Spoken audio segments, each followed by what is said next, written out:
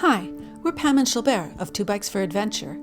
We love to visit faraway places by pedaling at our own pace. This often involves beginning our cycling at a distant airport. But another way we reach our starting point is by ship.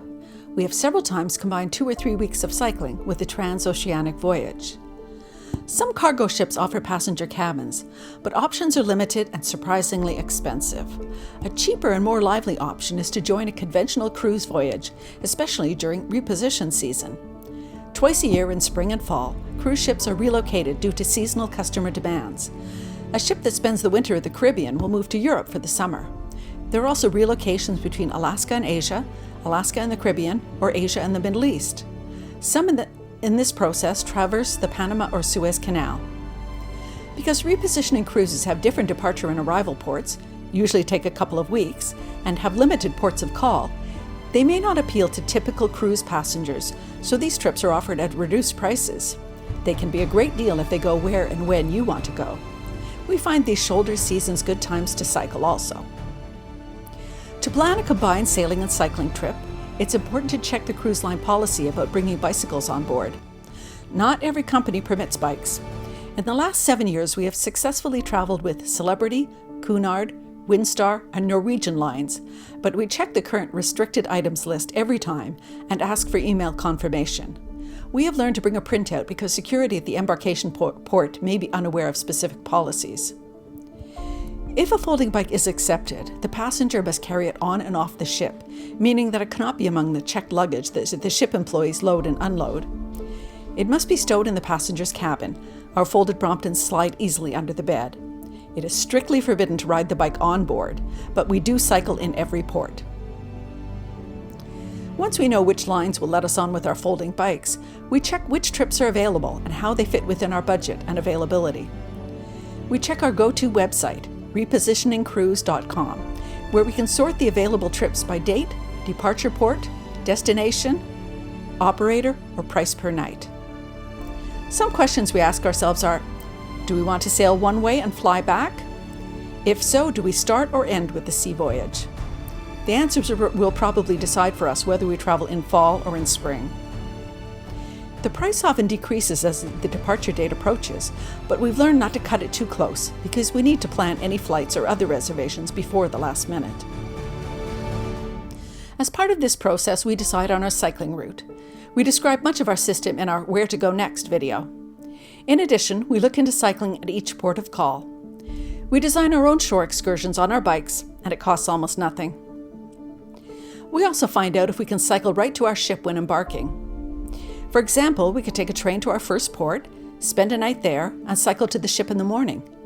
We actually carry all our luggage on and off the ship, as well as our bikes. We're always the travelers with the smallest and lightest bags. If you've watched our cycle touring wardrobe videos, you know that we travel with a very limited set of clothing. This is usually not enough for a couple of weeks of social events and spending time with a group of people. There may also be a dress code for some venues. But we still manage to cover all our needs in a small carry-on each.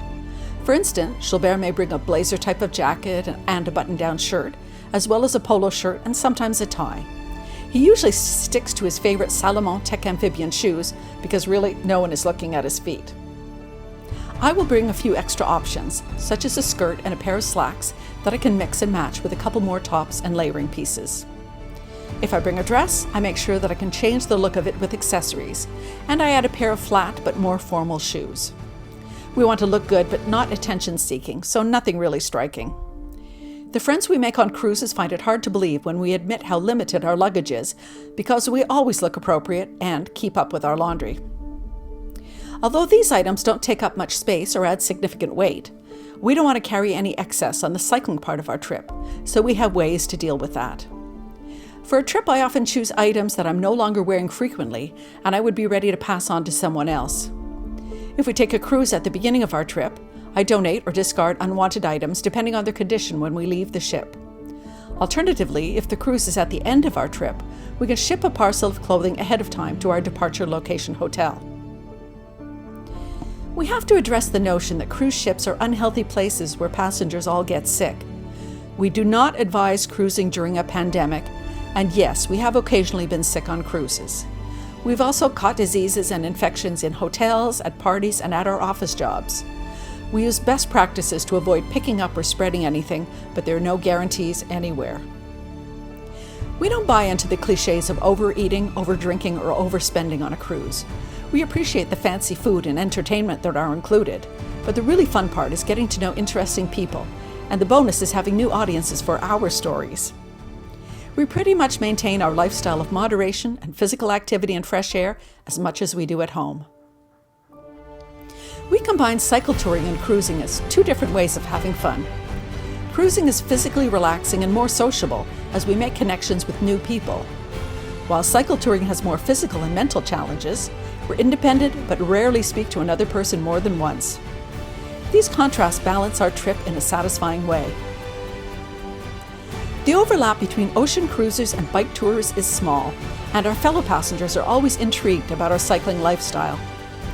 If this intersection of different ways to get away from it all interests you, feel free to comment with your questions.